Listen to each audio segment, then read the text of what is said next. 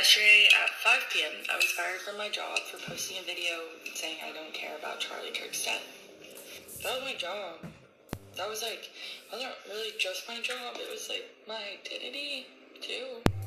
That's been my whole career. Some American workers have had their jobs placed on the chopping block after publicly mocking the assassination of Charlie Kirk in Utah on September 10th. Immediately after the shooting, graphic video footage of Kirk's death spread online, along with cruel jokes about the right-wing influencer. White cups that I got that drink, could be purple or could be pink. He had it coming, he only had himself to blame. I mean, I'm not saying I wish death upon someone, but that's what I'm saying for this motherfucker. A number of American companies have sacked their workers, from Delta pilots to MSNBC pundits and public school teachers, after they were found mocking the disturbing assassination.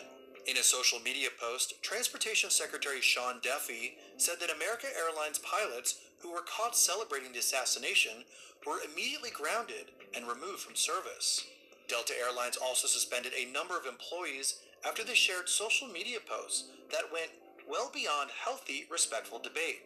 Republican Senator Marsha Blackburn of Tennessee called for a Middle Tennessee State University employee to be fired after she wrote, "Looks like old Charlie spoke his fate into existence. Hate begets hate. Zero sympathy." The university told CNN the employee was fired effective immediately. GOP Rep. Nancy Mace of South Carolina also called for the firing of a public school teacher, who posted online that America became greater after the assassination. The district later told local news that the teacher was no longer employed with the district. MSNBC analyst Matthew Dowd was axed from the network after he seemed to imply, just moments after the shooting on air, that Kirk's awful words led awful actions to take place. And I think that's the environment we're in, that people just, you can't stop with these sort of awful thoughts you have and then saying these awful words and not expect awful actions to take place. And that's the unfortunate environment we're in. An Office Depot employee at a Michigan store was fired after allegedly refusing to print flyers about Charlie Kirk for a customer. The company called the incident completely unacceptable and insensitive.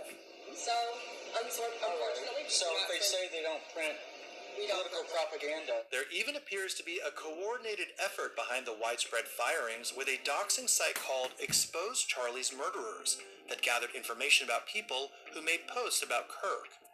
The site, whose domain was registered anonymously and is no longer accessible, said it had received nearly 30,000 submissions as of Saturday. In some cases, online supporters of Kirk are even taking matters into their own hands to get mockers fired from their jobs.